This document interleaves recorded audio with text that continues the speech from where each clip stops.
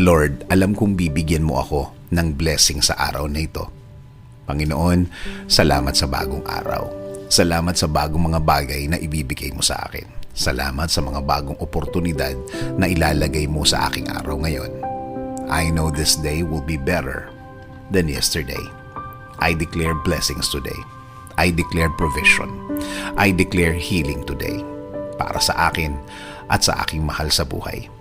Alam ko na kapag kayo ang kasama namin, Lord, things will be okay.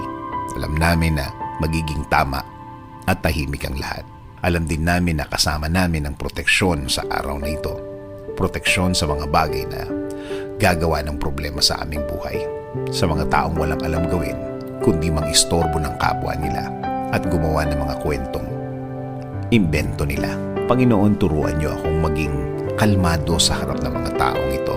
Give me the blessing of self-control. Panatilihin yung tahimik at relax ang aking puso at isip sa harap ng mga problemang ginawa ng mga taong ito. Alam kong nakikita at naririnig nyo ang lahat ng trabaho ng mga taong ito. Alam kong binabantayan nyo ang lahat ng mga gawa nila. At alam kong igaganti nyo ako sa mga taong ito. At alam kong may timing nyo ang lahat. Sa ngayon, sa araw na ito, ako magko-concentrate. Sa araw na ito ako magfo-focus. Alam kong marireceive ko ngayon ang inyong kabutihan. Alam kong aalagaan niyo ako sa araw na ito. At alam kong mararamdaman ko ulit ang inyong blessings ngayon. Kahit na maging mahirap ang araw na ito, sa magandang plano mo ako titingin. Sa magandang pangyayari na mangyayari ngayon, ako mag-aantay.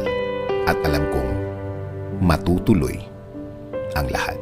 Alam ko, Lord, na kahit na ano ang sitwasyon, kahit na ano ang mangyari, matutuloy ang plano mo sa akin. Kahit na sino pa ang humarang, kahit sino pa ang kumontra, wala silang magagawa, wala silang pagkontrang maipaplano. Kaya Lord, please continue leading my life.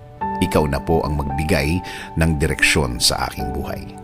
Patuloy kong i-offer ang lahat ng parts ng aking buhay. Itinataas ko ang lahat ng aking plano, Lord.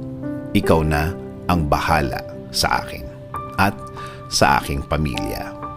Panginoon, ipinagdadasal ko din ang aking bayan, Lord. Ikaw na din ang mag-alaga at magbigay ng guidance para sa aming bansa. Ikaw na din ang magbigay ng wisdom para sa lahat ng aming leader sa bansa, para sila makapaglingkod ng tama